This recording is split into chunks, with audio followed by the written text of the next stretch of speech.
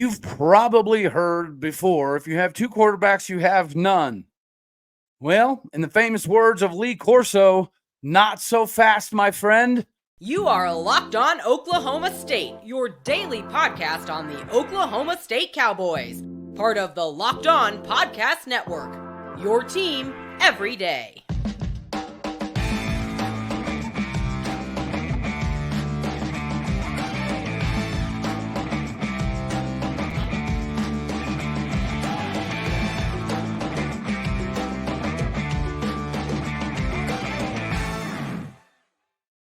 Howdy, y'all, and hello, all. Welcome back to Locked On Oklahoma State, your daily stop for all things cowboy and cowgirl related.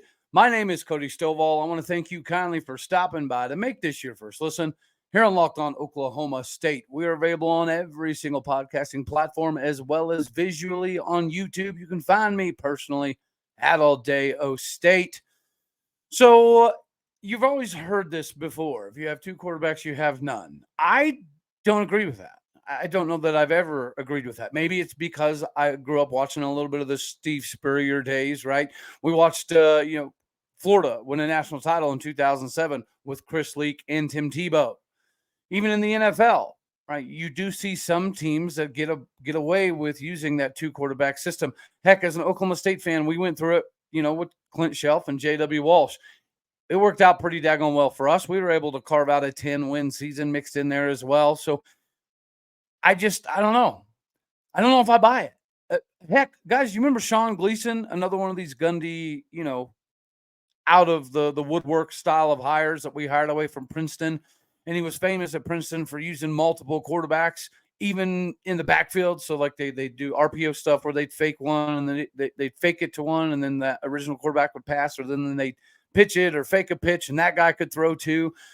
I was really excited about having Sean Gleason come to Stillwater and use a multiple quarterback system, and we never saw it. It never happened. The two quarterback system, it can work. Usually it's pretty beneficial when the two quarterbacks offset each other. So you could have like a pocket passing style of guy like Ryan Fitzpatrick with a Tua Tagovailoa, which they did with the Miami Dolphins. It does happen, and it does work occasionally, rarely. Yes, I get that. But we've talked ad nauseum about how Garret Rangel is better than people give him credit for. There's a reason a starter hasn't been named. Yes, it's still Alan Bowman's job to win. Yes, I think Alan Bowman still probably has the head up because seniority. Not only that, but the understanding of what to do from an offensive perspective, being as how he's already done the under center thing. He's ran the high flying Texas Tech attack. He's also ran the old school style of approach at Michigan. So I think a lot of that is going to move everything his way.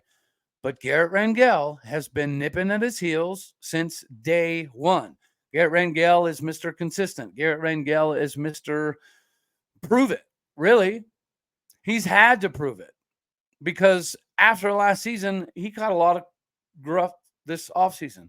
And as much as everybody, wants to say to the public, but I don't pay attention to that stuff and this and that and the other, they know what's being said. They get it. Their parents definitely understand what's being said. It's up to the student athlete to be able to shake it off and fight through all that adversity. And I completely agree and understand that. But when you're talking about Oklahoma State this season, there's a lot of reasons we should win over 10 games. I've been saying we should be able to win 10 games regardless of who's at quarterback. I've even said we could win over 7 games with Gunnar Gundy at quarterback. That's because he's a little underrated as well. This is not just coach speak. Sometimes it is. But they haven't named a starter. And then Mike Gundy has recently said, if 2 players deserve to play, they'll play. Certainly, there should be a degree of separation at some point in time in the season, whether it's week 3 or week 4 or week 1. It doesn't really matter. There will be a degree of separation usually at some point in time. But don't completely limit yourself, especially if you're Mike Gundy. He does have a history of sometimes choosing the wrong guy at quarterback. So if he's coming into this season with an open mentality of this is still an open competition, I think that's good. I mean, heck, we know that all 3 quarterbacks are going to play in week 1, so that's kind of a wash, right? Is that the dress rehearsal for Arizona State? I don't know. Do we use 2 quarterbacks for Arizona State? I don't know. But I've even said in Twitter spaces before that I would guess that no matter what happens throughout the course of the season, then Alan Bowman maybe doesn't get over 75% of the touches. There are some limitations, right? There's definitely some drawbacks to having a 2-quarterback system. One being the consistency and timing with the wide receiver room. Another one being the offensive line's cadence, right? They're used to a particular cadence. Understanding, how to identify certain things defensively in conjunction with the offensive line to make sure you're seeing the same thing. This stuff does matter. And then you throw in Gunnar Gundy in the mix, who's left-handed, which means that, from an opposite, even style of mind frame, it is different, right? It is considerably different. But it doesn't mean it can't be done. It doesn't mean that you have to, roll with it as a strategic type of system, because I don't think we have the offset, right? It's not like Garret Rangel is going to be able to bust out and run a 4.4 40. Has he gotten faster? Yes. Has he put on more weight? Yes. Does he have a better understanding of the offense? Yes. Does he understand the timing on out routes a little bit better than he did last year? Absolutely, yes. Has he worked on his mechanics a little bit more another year with Tim Rattay? All the answers to this are yes. And my buddy OT will appreciate this, right? He reached out to me one time, and just we talked about how people don't understand what Garret Rangel brings to the table. They don't pay attention to the fact that he is pretty accurate. He knows the difference between when to zing it and when to take a little bit off of it. He's good at identifying things. He's really good with his pocket presence and his awareness. Anybody can look bad in a pocket if you ain't got no pocket to be in. Gundy sometimes, in my opinion, uses, right, the offensive line deficiencies as a little bit of an excuse. But this is not a Spencer Sanders situation. I mean, we don't need him to tuck it and run it for 15 yards. That's what the running backs are for. That's what they're going to be able to do with this offensive line. But that's the biggest part of all this for the O-line. And the perspective there is no matter who's playing quarterback, which is partially why I've said I think we'll win 9-10 games no matter who's playing quarterback. It's not just because of the talent. It's also because of the offensive line. The offensive line depth will be crucial this year. Neither one of these guys are going to take off and run. Gunnar Gundy will. But unless it's an absolute necessity, these guys are going to stand in the pocket and deliver the ball. We know Alan Bowman makes some NFL caliber throws on a daily basis. We also know that sometimes tight windows are a little precarious to operate within. It's the opposite for Garret Rangel. He doesn't exactly, light it up, but he doesn't miss very often. His checkdowns are pretty smooth. He's going through his reads now. His offensive line is giving him time. This is not just motivational coach speak, which does happen sometimes. This is another situation where he legitimately doesn't know where to go.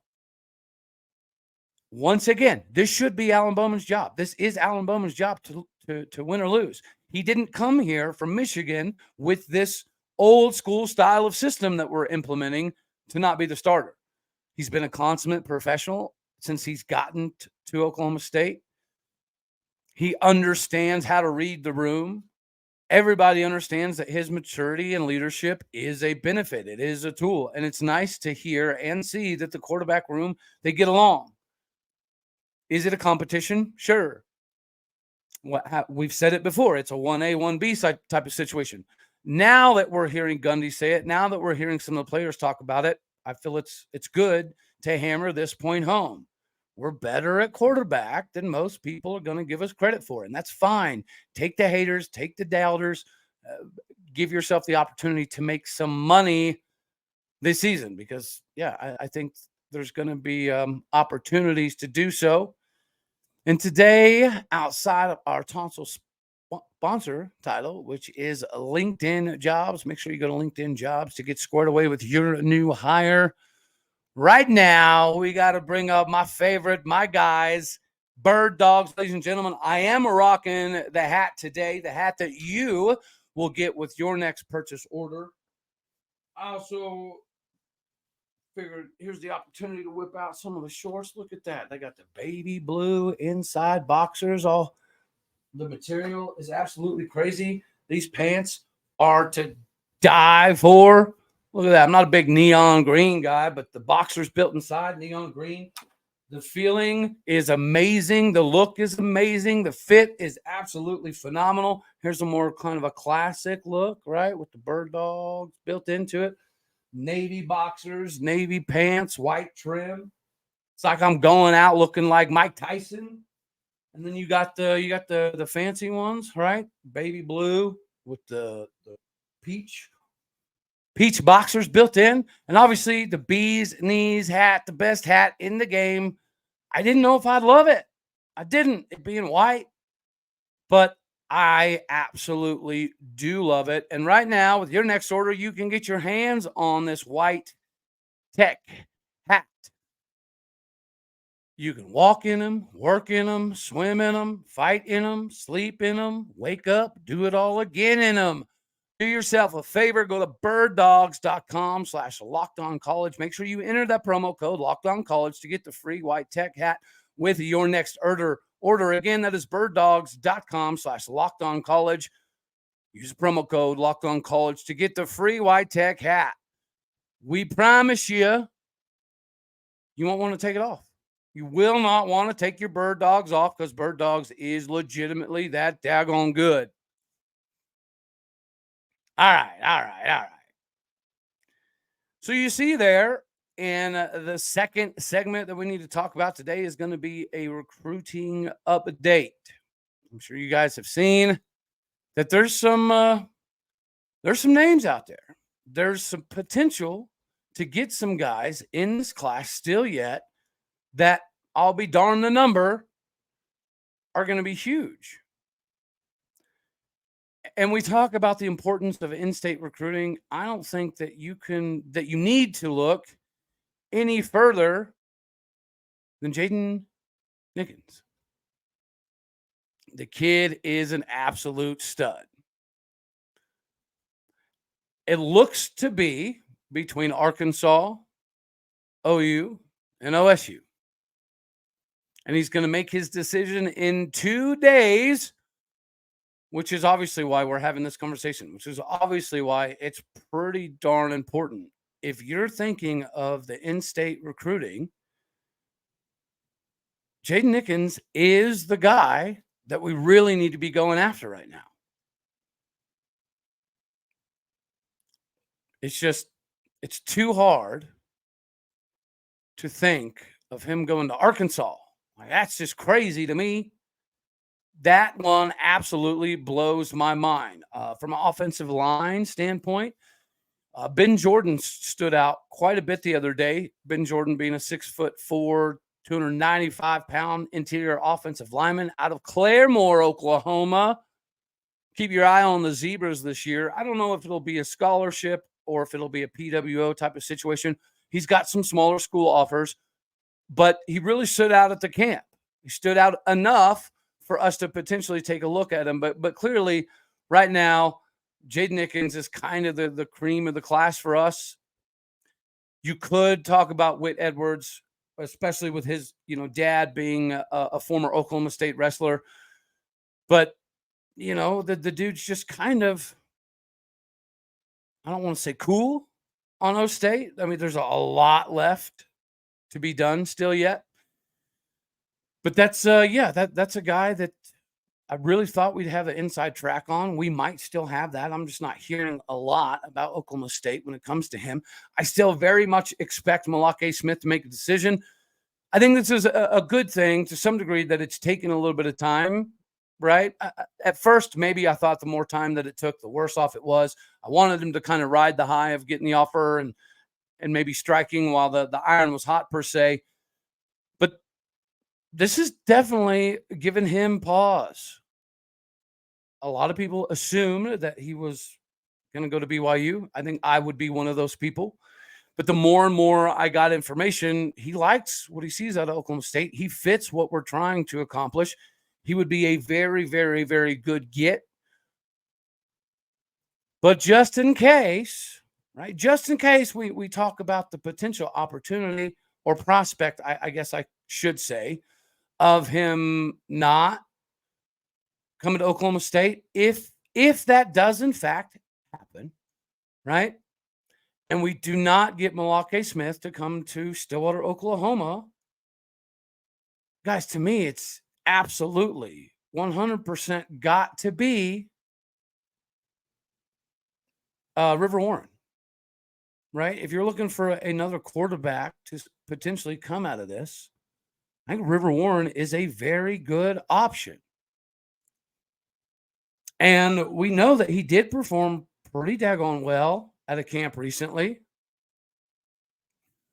We do know that his speed is going to be really, really hard for us to at least not take a serious look at. He's progressed as a quarterback, and he's a local Okie product. He's got teammates already committed. That helps a little bit as well. But I think a legend journey, logically, we need more help on the defensive line. 6'2", 250, 255 pounds. Kind of interested to see what he morphs into. And he might be a little undersized, according to some people, which is why he's not getting all the looks. You know, I'm a massive fan of Jonathan Agumadou. I think that was a huge pickup. You know, Luke Webb's pretty interesting. At 6'3", already almost like 280, 290. He's a legit 3-star prospect in Deer Park, Texas. He was a good pickup. But a DT guy, right? He's definitely a defensive tackle style of dude, just like our main man, Armstrong Nodum. Big believer in Armstrong Nodum. I think he would be a big-time addition to this defensive tackle room. If he's able to bring more people into Stillwater with him, that would be great. Devon Jordan. Everybody kept saying he was an OU lean. Cornerback, number one cornerback in the state out of Union. This is another situation that maybe the lack of news is good news. Maybe the lack of news is good news, because after the decommit from Will Smith, which I still cannot wrap my head around, because since then he's gotten offers from like North Texas and Indiana. So he definitely did not decommit from Oklahoma State because he had a bunch of other gangster stuff out there. It's super perplexing to me. Levante Johnson could be a pretty good pickup. We're competing with some other Big 12 schools there. Safety out of North Shore, Houston area. We're pretty loaded at safety, so I don't know that it makes a whole lot of sense to scoop this young man up. But you never know. From, the offensive line, I think Samisi Tonga still a very, very viable option. You cannot underestimate the relationships that we have in the state of Utah. Thank you to Coach Benny Tonga. Y'all know how excited I am about Gunnar Wilson. I think Tamarick Johnson surprised me a little bit. I didn't know we were going to be able to swoop him up. Burgeon Kaiser from Edmond Santa Fe seems to be an OU lean, whatever. One of the guys I really wanted to talk about is Brian Taylor, 6'5", 265-pound defensive lineman out of Blinn College. Guys, if you go look at his highlights, there's not much there because he only got to play in like 6-7 games before he came up with an injury. One of the reasons that somebody that's 6'5", 270 pounds goes a little unnoticed out of high school is probably because he played all over the place. And he actually played primarily on the offensive side of the ball in high school. So his talents defensively were found by somebody like a Blinn. Oklahoma State does have a good history with Blinn. We've gotten several guys from Blinn College to come to Oklahoma State. Probably my favorite Blinn alumnus to come to Oklahoma State was probably Alex Elkins, right? The rugby guy, went to Blinn, didn't know anything about football, came to Oklahoma State, was a raw linebacker just playing off of natural tenacity, and he ended up being awesome. I loved watching Alex Elkins get it done. But when you're talking about defensive line, and you're talking about guys like Legend Journey not making this commitment yet, not making this decision yet, this is a dude who has a lot of small college offers, right? A lot of Utah Techs, North Texas's, UTSA's, that type of thing. The only other big boy offer he has is from Utah. And now that Utah's in the Big 12, that's why I think this is this is a legitimate competition here. But given the proximity, given our success, I think we got a shot here. And I think this is somebody we should go after extremely hard. Brian Taylor Jr. is a beast. He's an absolute beast that I think we can get. Malake Smith, Devon Jordan, obviously Witt is the one. And if you guys want to talk about that for a second, can somebody help explain to me why we would not get Witt Edwards when his dad was a legacy? I guess that doesn't matter. We got Josh Ford tied in at Stillwater High when his dad is a big-time legacy at Baylor. So, I mean, maybe I put too much stock there. I know Iowa State and the Haycock system would be a good fit. I think Houston would be a ridiculous notion. That would be a waste of time, waste of space, waste of hot air. He's very intelligent, so I could see Vandy, KU, K-State causing some stink. All right, I can see that. But the 6'5", 200-pound safety, linebacker, strong safety, corner, running back, wide receiver, tight end, this dude, it's got to be a Cowboy. Got to be, right? There's no way that we end up without Witt Edwards. I don't know. Crazy stuff has happened. And unfortunately, this could be in that long line of crazy stuff that is foreshadowed to possibly happen. But what you need to do is make sure that you don't miss out on your opportunities to capitalize on the money game. So get yourself hooked up today with some FanDuel.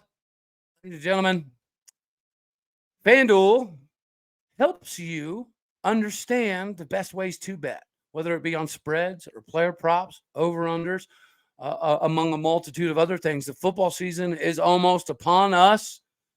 Visit FanDuel.com/lockedon to start earning bonus bets with America's #1 sports book, which is, of course, FanDuel.com. So help yourself get started today. Pick any team. Try to get yourself Super Bowl level money and get these bonus bets that you'll need for your future with FanDuel. So go to FanDuel.com/lockedon right now to start earning yourself some more dollar bills. Okay, cool. So segment number 3. Is there more realignment coming? Well, the answer to that is obviously a yes. What version of it? We don't know. I don't know if you can say that's the beauty of it all. You could say that's the crux of it all. But inevitably, there's going to be more to come. Do I still think that the conversation we had months ago that we end up with ACC schools is going to happen? Absolutely. Now, do I still think that we get Miami? Now, I'm backing off a little bit on that one. But, the ACC is going to be in a bad spot. And you're hearing like Stanford possibly going independent. All right. You're hearing Stanford possibly to the big Pac-12. All right. Or ACC or doing some kind of switch or merger or who knows. Notre Dame, obviously they're getting pushed to stay in to jump in the Big Ten. They don't want to. They're not even really listening to the proposition. Although I think most of us would agree that it also inevitably needs to happen. It will happen. It should happen. It feels like the right move. The Big Ten's probably going to get Notre Dame at some point in time. So what is Notre Dame hooting and hollering about now? Who knows? But yeah, I think we definitely end up with some ACC schools. I think we end up with probably 3 or 4. I think the Pitt is a good choice. I think the Louisville is a good choice. I think the NC State's a good choice because I don't know that you can get North Carolina. Right outside of that, you could mix and match. You could have some fun with it. I think Virginia Tech would fit well. I don't think necessarily Virginia would, which is kind of ironic, but those would be my 4. If you can't get Miami, those would be the 4 I would definitely go after. But regardless, again, we talked about yesterday, we're shifting towards this Mega 3 thing. A lot of people thought it would be Mega 2. There's too much meat still on the bone for these TV networks to not make money. You're not just going to cut it off at the top 34 teams in the country, because then your Oklahoma States and your Texas Techs, they don't get to bring in the money, right? Utah, you could throw into this equation. Colorado, they're going to capitalize off the Dion stuff. There's going to be schools out there that are worth the eyeballs. It is what it is. That's why I don't think Mega 2 is ever going to be a thing. I think Mega 3 is still in play. I still think that's the direction it goes. But anywho, that's all we're going to have for this one right here. All righty, y'all. You know I love you. God bless. Go Pokes. And as always, I want to thank you very much for tuning in to make this your first listen. We know that you could be anywhere, so I'm greatly appreciative that you choose to be here. All righty, y'all. Later, taters.